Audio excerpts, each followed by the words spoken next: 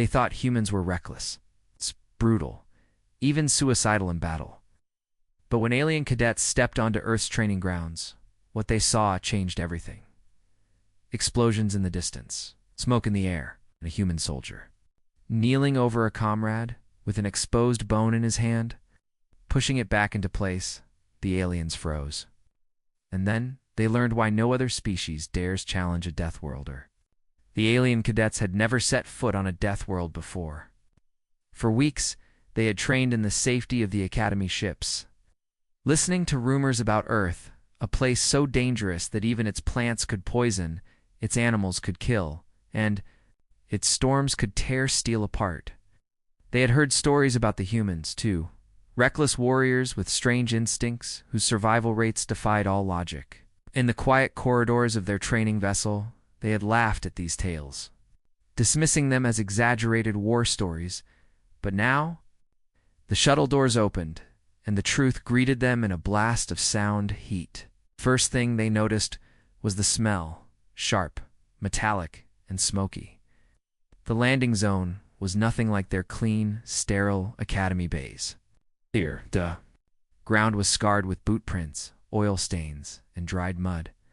The air trembled with distant explosions. Dust clouds rolled across the field, stinging their alien eyes. Around them, human soldiers moved with purpose, not the slow, deliberate pace of ceremonial guards, but the quick, precise steps of people who knew that at any second, danger could appear. Their uniforms were worn, their faces rough, and yet their eyes carried a calm focus that unsettled the cadets. One cadet, a tall, silver-skinned being from Athera Prime, whispered to his companion, "This place feels alive, like it's watching us." A smaller, insectoid alien clicked nervously in agreement. Oh. None of them spoke too loudly. Somehow, even in this open field, the humans made them feel like outsiders walking into the lair of predators. The human commander was waiting for them. He was tall, broad-shouldered, and wore his battle gear like a second skin, an American flag. Patch clung to his arm, scuffed and faded. "Welcome to Earth's Joint Combat Training Base," he said, his voice carrying over the noise. "You're here to learn. Watch closely. Keep your mouths shut unless spoken to. You can understand this. On a death world, hesitation kills." His words hung in the air, heavier than the dust. They followed him toward the edge of the training grounds where a row of armored vehicles sat like sleeping beasts. Beyond them stretched the live fire range, a place the cadets had been told they would only observe, never enter. Even so, the sight made some of them shiver. The ground out there was blackened and littered with fragments of drones and training targets. And somewhere in the haze, movement flickered, human soldiers running, shouting, and firing weapons. Then, without warning, a deafening boom cracked the sky. A simulated mortar round landed far enough away to be safe, but close enough that the cadets felt the shockwave in their chests. Instinctively, a few dropped to the ground. The humans barely reacted. They kept moving, shouting orders, dragging wounded comrades to cover. It was chaos, but a strange, organized chaos. The commander stopped, signaling for the cadets to watch. In the middle of the range, one soldier knelt beside another who had gone down.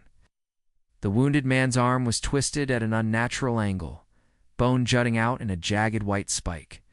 The cadets recoiled, every alien instinct screaming that such an injury meant certain death, but the human didn't hesitate. He gripped the injured limb firmly, spoke a few calm words, and then, to the horror of every cadet watching, pushed the bone back into place. Several of the aliens gasped. One turned away, his stomach twisting. Another stared in fascination, recording the scene with his visor cam. Their own medical training forbade such primitive acts. The idea of manipulating an exposed bone without surgical tools was unthinkable. Yet here, in the dirt and chaos, it looked almost normal.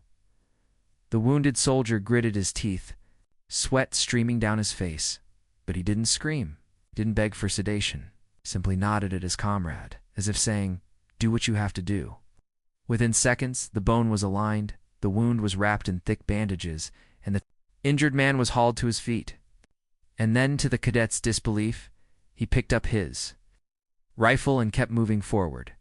The alien commander assigned to oversee them stepped closer, his voice low but firm. "You're watching Deathworld medicine," he said. "Your pain is not a reason to stop. It is a problem to solve, and they solve it fast." The Etheran cadet swallowed hard. That's insane. That should not be possible. The commander's eyes didn't leave the battlefield, and yet it is. That is why humans survive what others cannot. Remember this moment. In the background, the fight raged on. Smoke and fire painted the sky, soldiers darted between cover, medics carried supplies. But the cadet's attention was locked on that one injured man, now moving with his squad as if nothing had happened. Every step he took was a challenge too.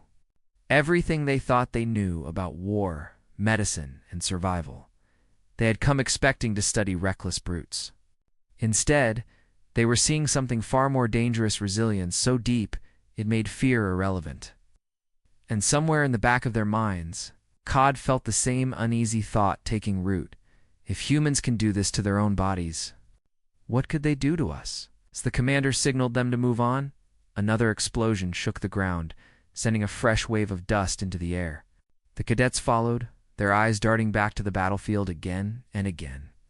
They didn't yet know it, but this was only the beginning. Soon, they would see more. Much more.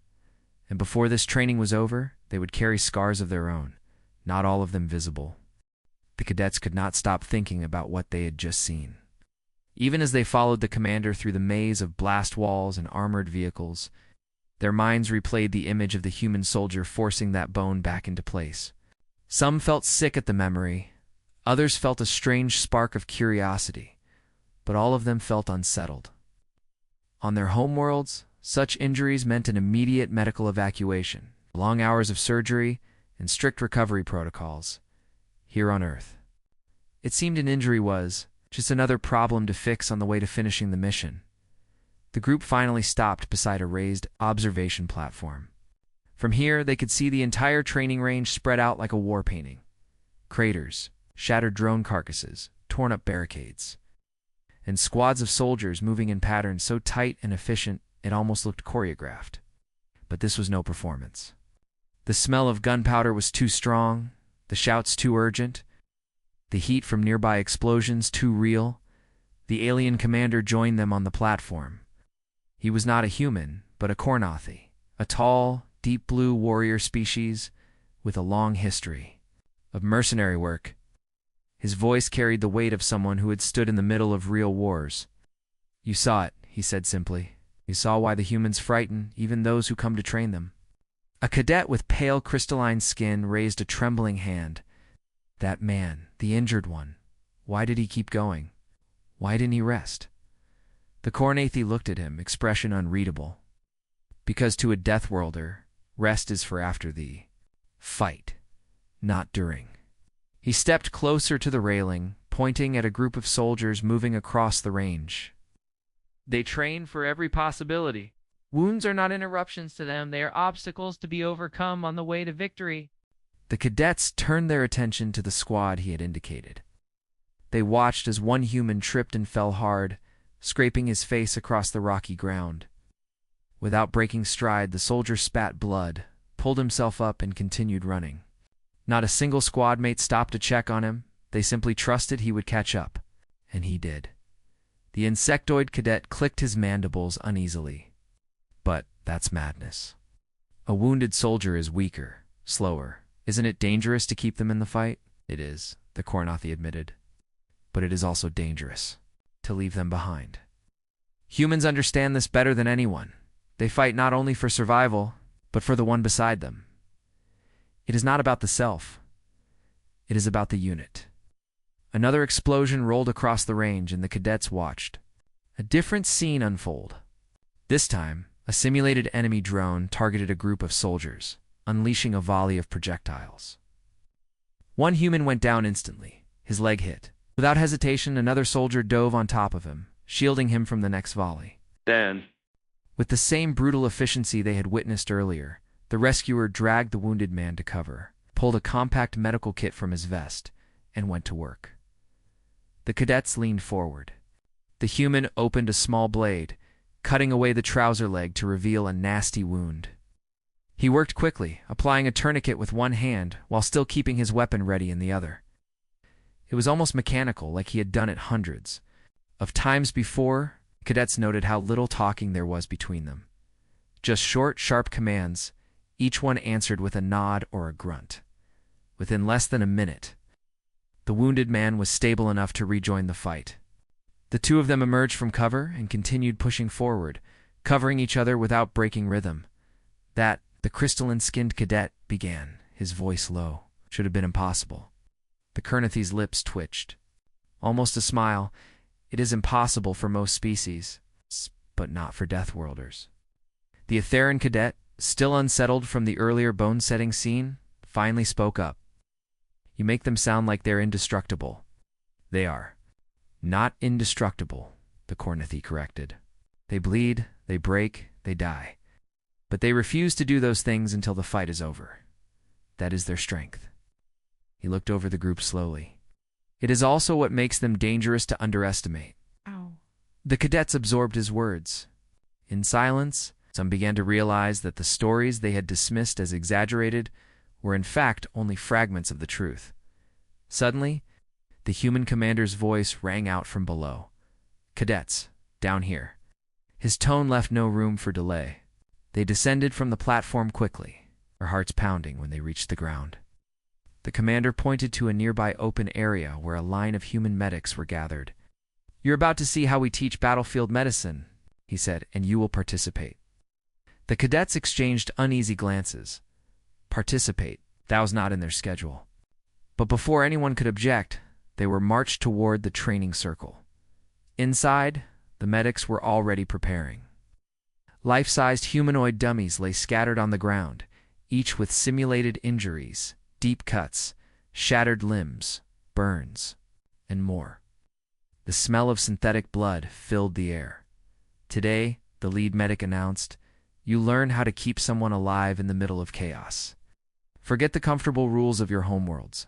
Out here, you have seconds to act. Make them count. The next hour blurred for the cadets. They were shown how to stop bleeding, using strips of cloth, how to push a joint back into place, how to carry a wounded fighter without slowing the squad. Every demonstration was fast, almost brutally so, and the cadets struggled to keep up. Hands shook, stomachs churned, but the humans never slowed for them. By the time it was over, the alien cadets were exhausted. Their muscles ached from the drills, and their minds reeled from the sheer intensity of it all.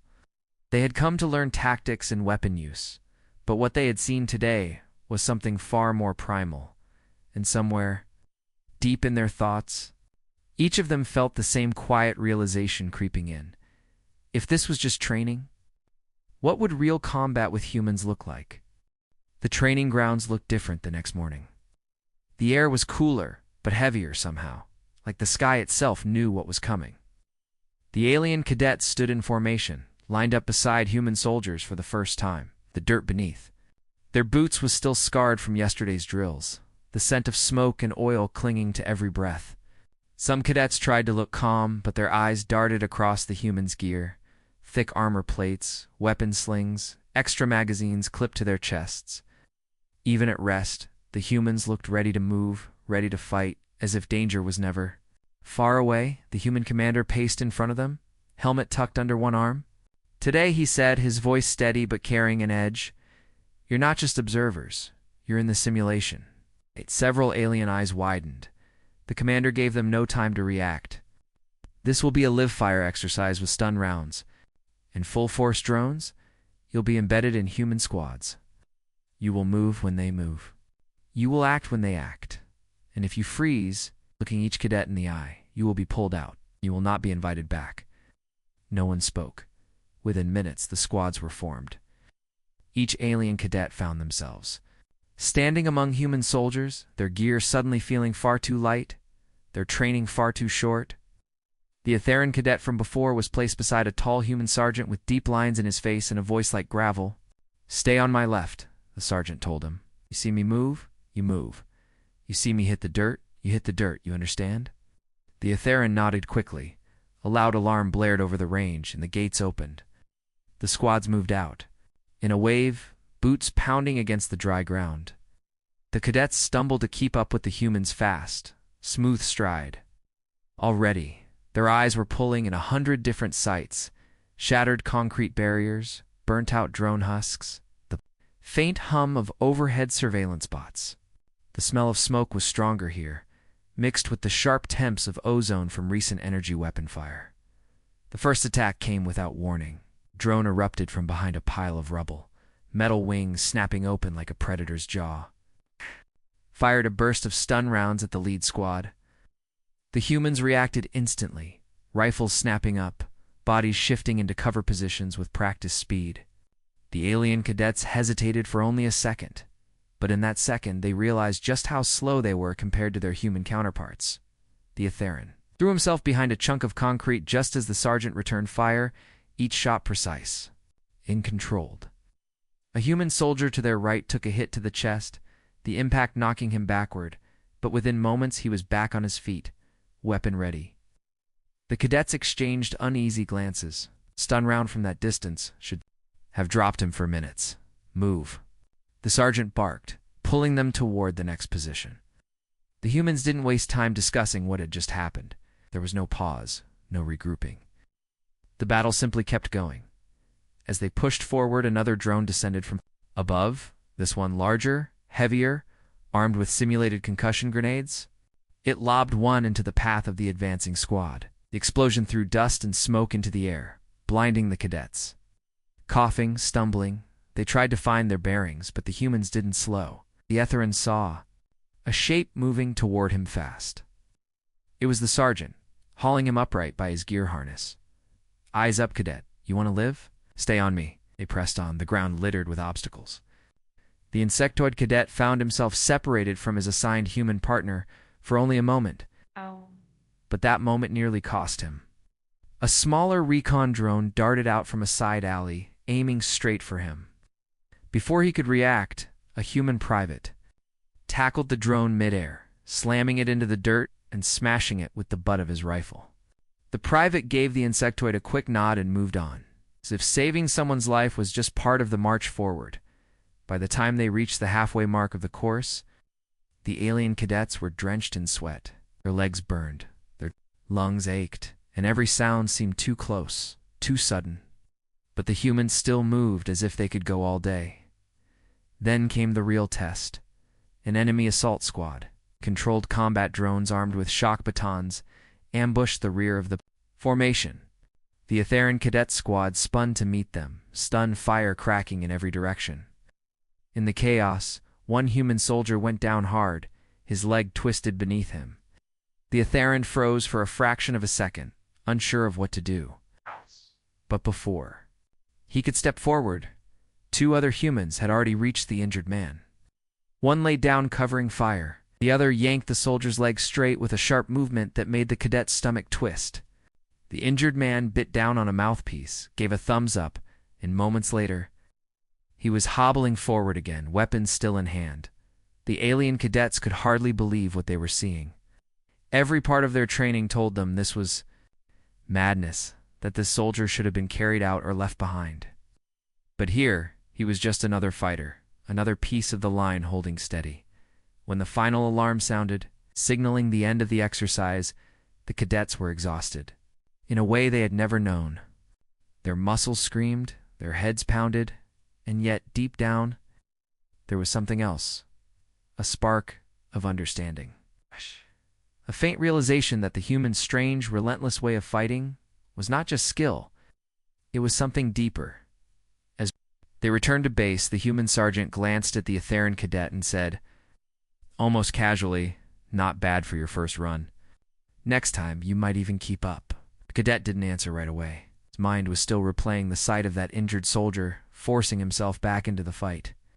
For the first time, the Atheran wondered if all the warnings about humans weren't warnings at all, but lessons they had been too arrogant to learn. The sun had barely set when the base transformed. The warm orange light of evening bled into shadows, and with the shadows came a new tension in the air. The alien cadets could feel it as soon as the lights dimmed. The way the human soldiers moved differently now. More alert, more deliberate. Night meant less visibility, more uncertainty, and on a death world. That was when danger liked to come calling. They were told this next simulation would be a night operation. The humans called it Black Run. It was meant to teach them how to navigate in the dark under combat conditions. The cadets had been issued night vision visors, but they still felt uneasy. Their own militaries avoided night operations whenever possible. In the darkness, everything became harder, and the risk of losing fighters rose sharply. But humans seemed to lean into it, almost as if the darkness was their element. The squads assembled at the southern gate of the training range. The alien cadets were paired with the same human soldiers from the day's earlier drills, their movements already synced from experience. The human sergeant assigned to the Etheran cadet gave him a curt nod. Same rules. Stay on my left. Keep your visor on, but don't rely on it too much. The eyes will lie to you out here. The gates opened and they stepped into a world that felt wrong. The ground seemed softer underfoot, the air heavier. Through the visor, everything was tinted green, and even the smallest movements in the distance made the cadets' hearts race. The humans moved with quiet efficiency, boots barely crunching against the dirt, rifles angled down but ready to snap up at a moment's notice. They navigated past rusted barriers and collapsed structures, the glow of distant fires marking where earlier exercises had left their scars. The cadets stayed close, glancing around nervously at every sound. Somewhere far ahead, a faint metallic whir signaled that enemy drones were already patrolling the area. The first contact came quicker than expected. A small recon drone zipped low over the rubble, scanning the ground. Without a word, the lead human in their squad knelt and gestured sharply. Everyone froze in place. The drone hovered for a moment, searching, and then zipped away. Only after it was gone did the humans move again, picking their way forward with the kind of control that made the cadets realize how much of survival here depended on patience. But patience was about to run out. The sound came from the left. A soft clatter of metal on stone. The Etheran turned his head and saw a shadow shift just beyond the visor's range. Before he could even raise a warning, the sergeant was already moving. The humans fanned out, rifles raised, scanning the darkness. Another sound, this time closer, the slow mechanical click of servos. The enemy drones weren't recon units anymore. These were combat drones, heavier and armed with shock batons for close-quarter strikes. They came fast. The first drone lunged out of the dark, swinging its baton toward the nearest human. The soldier ducked low, swept the drone's legs out, and crushed its head with the butt of his rifle. But more were coming. The green-tinted darkness lit up with muzzle flashes as the humans opened fire, each shot a bright burst in the night. Cadets tried to keep up, but the chaos was overwhelming. Shapes moved in every direction, the noise of battle bouncing off the ruined walls. The insectoid cadet fired wildly at a shape rushing toward him, only to realize it was another human soldier moving to cover him. The soldier shoved him aside, just as a drone's baton slammed into the dirt where he had been standing. The Etheran cadet stuck close to the sergeant, copying his every move. At one point, the sergeant spun, firing into the dark, then dropped to one knee beside a downed human. The soldier's visor was cracked, and blood, real blood, not simulation, was running from a cut above his eye. The cadet froze. This wasn't part of the training? The sergeant's voice was sharp. Medic, now. Two humans moved in, working quickly under the dim light. One kept firing into the shadows, while the other cleaned and bandaged the wound in seconds. Soldier's breathing was fast but steady. He gave a small nod, and before the cadet could even process it, the man was back in the fight. The realization hit the cadet like a punch. This wasn't all simulation anymore. Somewhere in the chaos, something real had happened, a real injury, maybe more. The idea sent a shiver through him that had nothing to do with the cold night air. The squad pressed on, pushing deeper into the range. The enemy drones thinned out, but the tension didn't ease. Every shadow felt like it was holding its breath, waiting to move. The cadets found themselves glancing over their shoulders, gripping their borrowed weapons tighter. Even with the visors, the darkness felt like it was closing in.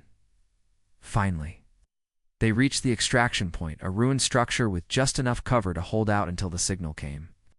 The humans took positions instantly, weapons trained on every approach. The cadets followed their lead, hearts pounding. The minutes stretched long.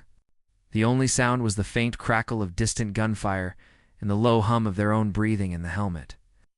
Mics then, from the far side of the ruins, came the sound they had all been dreading, the heavy, slow clank of something big. It wasn't the fast, skittering movement of a recon unit or the quick stomp of a combat drone. This was slower, heavier, deliberate. The sergeant looked toward the sound, then back at his squad. Hold your fire until you see it, whatever it is. Take it together. The cadets gripped their weapons tighter. The shadows shifted again, and something massive began to emerge, too big to be a standard training drone. The Atheron's visor flickered for a second, unable to focus on the shape. His breath caught in his throat.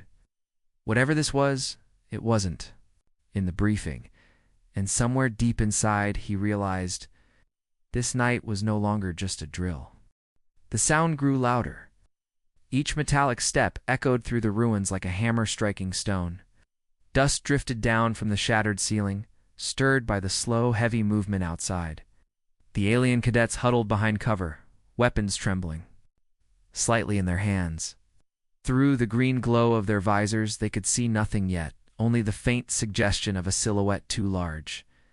Too deliberate to be a training unit, the Atheron cadet kept his eyes fixed on the shadows, his breath coming in short bursts. The sergeant beside him was steady, crouched low, rifle ready, no wasted movement. No sign of fear, only patience. That patience was the most unnerving thing of all. Then it stepped into view. The shape resolved into a towering machine, far bigger than any of the drones the cadets had seen before. Its armor plating was dented and scorched, and a faint orange glow leaked from cracks in its joints. It moved with a slow, deliberate confidence, not the programmed speed of training drones, but the careful precision of something that knew exactly what it was doing. The left arm ended in a triple-bladed cutting tool. The right held a weapon that looked like a cannon. The Cornethy overseer's voice crackled faintly through the coms, laced with disbelief. That's not in the simulation roster. Tone made the cadets' stomachs knot. If even the overseer was unsure, then this was truly unplanned. The sergeant didn't wait for orders. Hold the line. Wait until it's close. Go for the joints. His voice was calm, but the cadets could hear the steel underneath. The machine kept advancing, its head sweeping from side to side with an eerie, insect-like precision. Then, without warning, its cannon arms snapped upward and fired. The blast tore through the upper wall, sending shards of stone raining down. The shockwave rattled every bone in the cadets' bodies. Contact front, lighted up. The humans moved instantly, their rifles spitting bursts of fire toward the giant's legs and joints. The alien cadets tried to follow suit, but the recoil jolted through their arms, throwing their aim wide. Sparks flew where the rounds hit, but the machine barely slowed. The insectoid cadet, crouched near the back, muttered a curse in his native clicks. "We're not stopping it." The sergeant's voice cut through. "We don't have to stop it. We just have to live through it." The machine surged forward, slamming its bladed arm into a barricade where two human soldiers had been seconds. Earlier, they dove aside, rolling into cover with seconds to spare. The blade chewed through concrete like it was soft wood.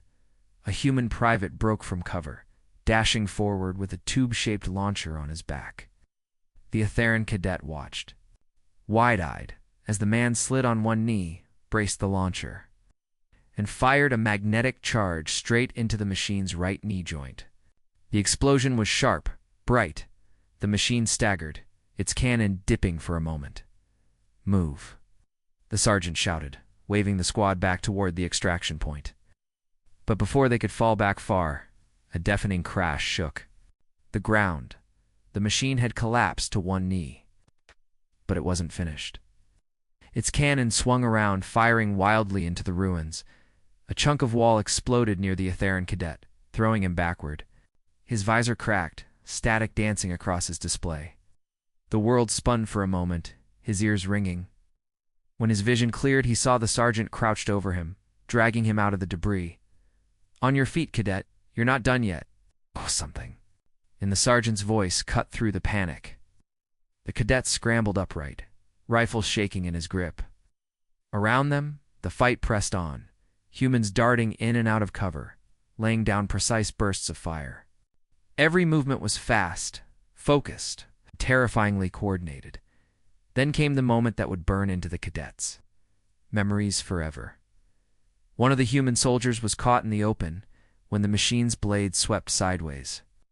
The impact slammed into his shoulder, sending him spinning to the ground. His arm was hanging loose, clearly dislocated. But instead of staying down, the soldier used his other arm to grab a nearby wall, hauling himself upright. With one violent jerk, he slammed his shoulder back into place, grabbed his weapon, and fired again without missing a beat. The cadets froze at the sight. It was the same raw defiance they had seen in the bone-setting incident. But this was worse. This was a man who had been seconds from being cut in half. Now charging the enemy again like nothing had happened, the machine finally faltered under. The combined fire, sparks bursting from its joints as its systems failed. With a final, grinding roar, it collapsed to the ground, kicking up a storm of dust. The humans didn't cheer. They simply reloaded, scanned the area, confirmed it was down.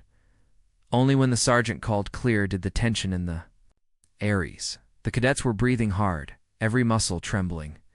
Not from exertion alone, but from the sheer shock of what they had just witnessed. The Kornothi overseer stepped into the open, shaking his head slowly.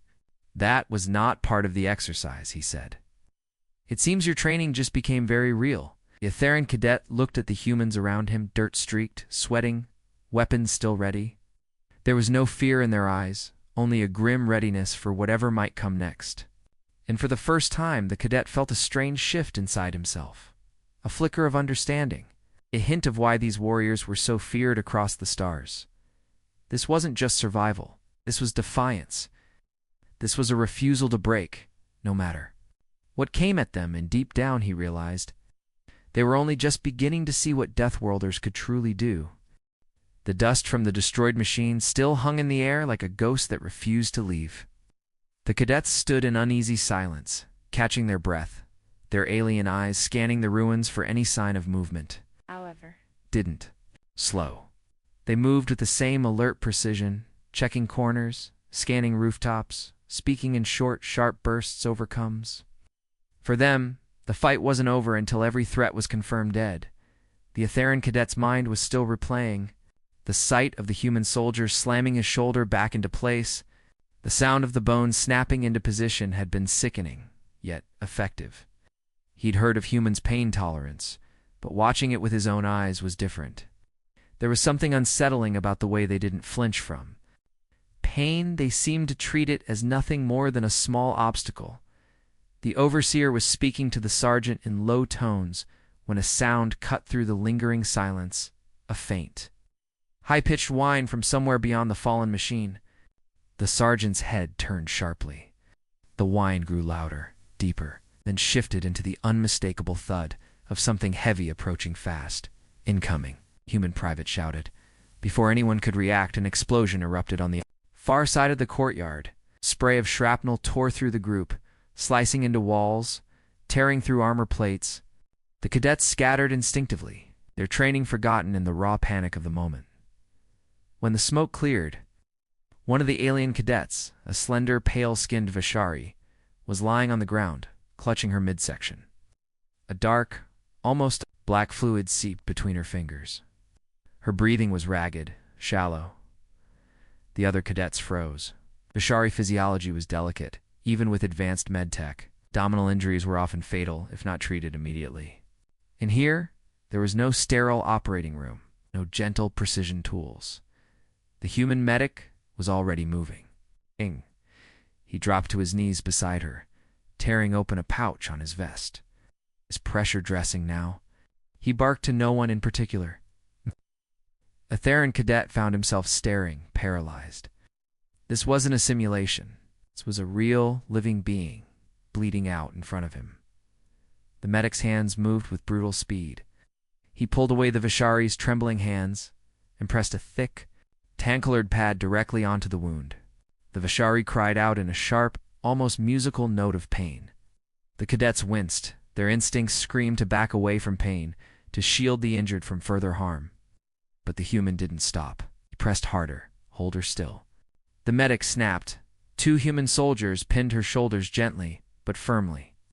Their strength holding her in place despite her weak thrashing, the medic reached into another pouch, pulling out a small injector.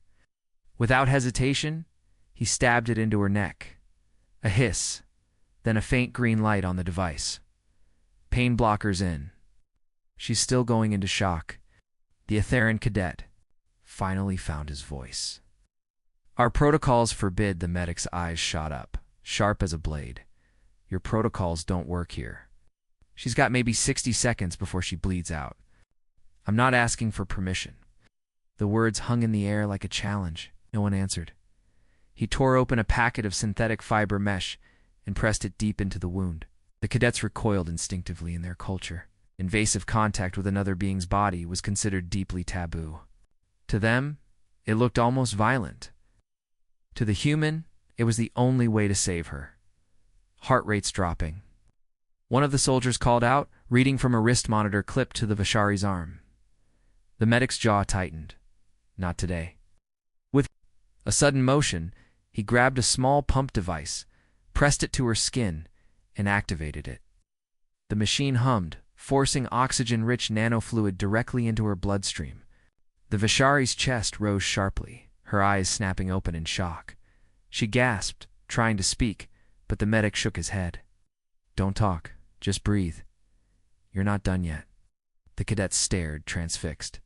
This wasn't like their medics, careful, precise, following every step of the manual. This was raw, desperate, and fast. The human wasn't healing her in the way they knew. He was fighting the injury like it was an enemy. Within moments, the bleeding slowed, the mesh and dressing holding firm. The medic leaned back, exhaling. His gloves soaked in alien blood. She's stable for now. We get her to evac in 5 minutes or less. She lives. If not, he didn't finish the sentence. He didn't have to. The Theran cadet's heart was pounding. He had watched battles before. He had studied medicine. But this was different. The humans didn't separate war from healing. To them, saving a comrade was part of the fight. The sergeant's voice cut through. Evac bird, inbound. Keep her safe. Keep moving. The group moved as one, humans taking point, cadets close behind, the medic still crouched beside the Vishari. One hand pressing the dressing, the other gripping his rifle. The Theran cadet realized something else in that moment. The medic wasn't just a healer. He was still ready to kill if needed, as they reached the extraction point. The evac shuttle roared overhead, its side hatch already open. The medic handed the Vishari up to the crew inside, then turned back toward the ruins without a word. The Theran cadet caught his arm. Did you? Because no one dies on my watch, not if I can help. The shuttle lifted off, the Vishari safely aboard. The humans and cadets stood together, silent, the adrenaline still burning in their veins. The Theran cadet knew they had just witnessed something far more powerful than any combat tactic, the terrifying, relentless compassion of a Deathworlder. And in that moment, the galaxy felt like a much smaller, far more dangerous place.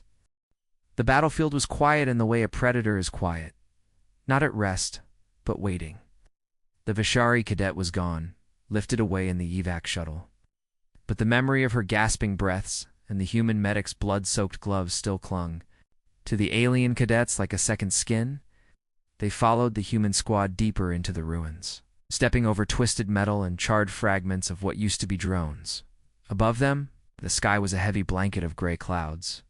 Somewhere beyond the horizon, more fighting rumbled, distant thunder that promised the storm wasn't over. The Theran cadet felt something strange in his chest. It wasn't just fear now, it was something sharper. Determination. the humans, weren't just surviving this, they were choosing to walk into danger over and over. And now, without speaking it aloud, the cadets knew they would have to do the same. They didn't have to wait long for the test. The sergeant's voice snapped over Cum's multiple contacts. North approach. Heavy drones. Positions. The humans instantly dropped into cover, their rifles already tracking the narrow alleyways between collapsed structures. The cadets hesitated for a split second, old instincts telling them to pull back, to let the trained soldiers handle it. But then, almost without thinking, the Etheran cadet slid into place beside a human corporal. His weapon raised, the corporal gave him a quick, approving nod. Good. When they show, don't think, shoot. The whine of engines echoed through, the street growing louder until 3 drones rounded the corner, their mounted guns already spitting fire. Sparks danced off the stone walls. Humans returned fire in controlled bursts, dropping 1 drone instantly. The cadets joined in, their shots less precise, but driven by adrenaline. A second drone turned its guns toward the alien position. The Etheran cadet's heart slammed in his chest. He saw the barrel swing toward them. He saw the faint glow of a charging weapon. And then he moved. Without thinking, he threw himself sideways into the corporal, shoving him out of the line of fire. The burst hit the wall where the human had been standing, spraying chunks of rock into the air. Pain seared the Etheran's arm, a glancing hit from the blast. It wasn't fatal, but it burned like fire. His training told him to retreat, too. Seek cover and call for aid. But in that moment, he remembered the medic's voice, cold and certain. Pain is just a warning. He decided when to quit. He didn't quit, clutching his weapon in his uninjured hand. He stayed in the fight, aiming carefully at the drone's sensor cluster. He squeezed the trigger, and the machine's head exploded in a shower of sparks. Oh. The street fell silent again. The only sound, their heavy breathing. The corporal turned to him, eyes wide. You're bleeding. So, the cadet said, his voice calm, surprising even himself. The human grinned. Now you're getting it. They didn't have much time to savor the moment. Over the cum, the sergeant's voice came again. Sharper. Tenser. Heat signatures all around us. They're trying to box us in. We move now. The squad pushed forward, weaving through the rubble. The alien cadets stayed tight with the humans now, no longer trailing behind like observers. They were part of the unit, part of the mission. When another burst of gunfire erupted ahead, Threxan cadet, one of the largest in the alien group, didn't wait for orders. Charged forward, scooping up a wounded human private and carrying him like he weighed nothing, sprinting back into cover. The human soldiers didn't miss it. Nice work, one shouted over the noise. The Threxan felt a rush of pride he'd never known in training halls. The fight spilled into a half-collapsed plaza, where enemy drones poured in from every side. The humans formed a tight defensive circle, the cadets locking in beside them. There was no more hesitation. The Etheran's arm throbbed, the Threxan's breathing was ragged. A Zellery cadet's armor was cracked and smoking, but they stayed in the fight. It wasn't elegant. It wasn't clean. But it worked. The battle felt endless, but slowly, the number of enemies thinned. The last drone exploded in a bright flash, its smoking carcass crashing to the ground. Silence fell again, heavy and absolute. The sergeant scanned the group, his gaze resting on the cadets. They were bloodied, bruised, their armor dented, but they were standing. You did good, he said simply. Better than I expected. The cadets exchanged glances. Something had shifted between them and the humans. An unspoken acknowledgement that they'd crossed a line together. They weren't just students anymore. They were comrades. The Etheran cadet flexed his injured arm, wincing, but didn't complain. The pain was real, but so was the strange sense of pride in his chest. That night, as they set up camp in the ruins, the humans shared their rations without ceremony, passing them around like they'd always been part of the squad. The alien cadets didn't say much, but inside, each of them knew the truth. They had changed. And deep down, they also knew something else. Once you fought beside a Deathworlder, you could never go back to the way you were before. The journey back to the shuttle was not the same as the journey out, The alien cadets walked the same cracked streets, past the same shattered buildings, but every step felt heavier, and yet somehow lighter.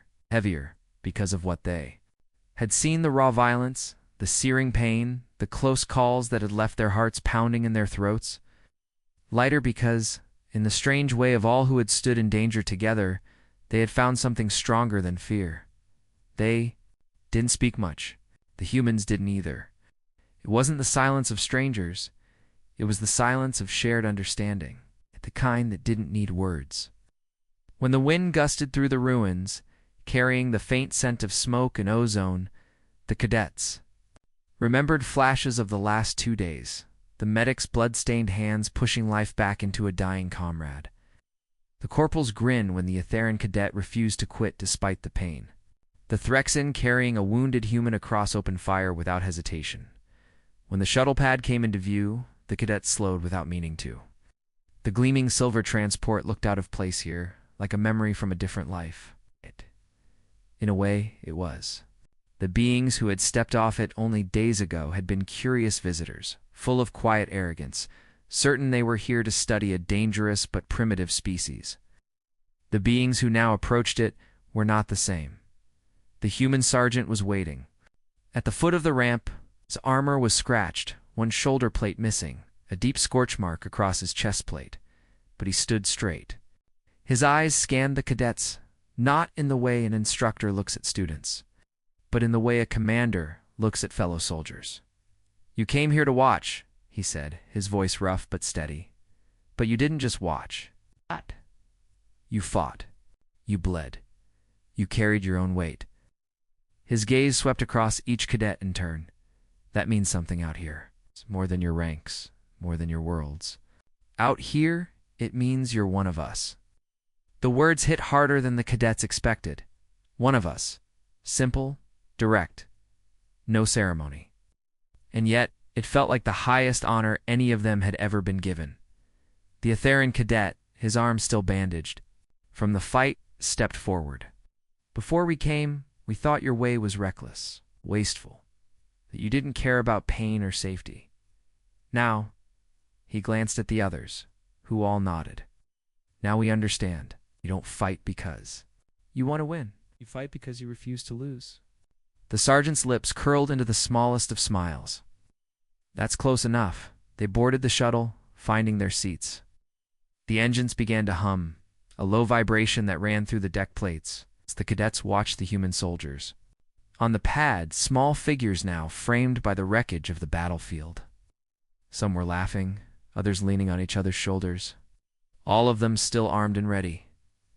Deathworlders, dangerous, resilient, unyielding. The shuttle lifted, the ground falling away. From above, the ruins looked smaller, almost insignificant, just dark scars on the planet's skin. But the cadets knew the truth. What they had seen down there, what they had felt down there, would never shrink in their minds.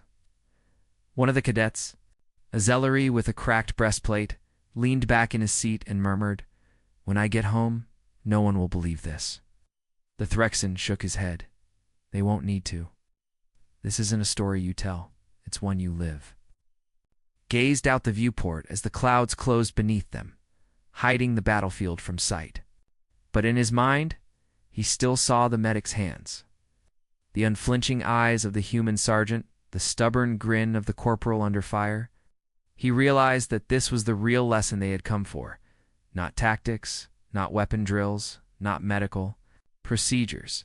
It was something deeper, something untackled. It was the human refusal to break. The shuttle pierced the upper atmosphere, the stars opening up ahead like scattered diamonds on black velvet. Somewhere out there, wars were waiting, battles yet to be fought. The cadets knew they would face them differently now, not as careful observers, not as passive survivors, but as fighters. In the quiet, the sergeant's last words echoed in their heads. "Out here, you're one of us." They would carry those words for the rest of their lives. Perhaps one day when their own world stood on the edge of destruction, they would remember what they had seen on the Deathworld, the medics, working with bloody hands, the soldiers, charging into fire without hesitation, the simple, stubborn will that turned the tide of battles, long after Earth was out of sight. Long after the hum of the shuttle became a steady lull, none of them slept. They sat in silence, replaying every heartbeat of the fight, knowing that their lives had been divided into two halves before they met the humans. And after, and somewhere deep inside, each of them understood an unspoken truth, that in the cold logic of space, it is not the strongest who survive, not the fastest, not the most advanced, but the ones who refuse to stay down, and no one refuses like a Deathworlder.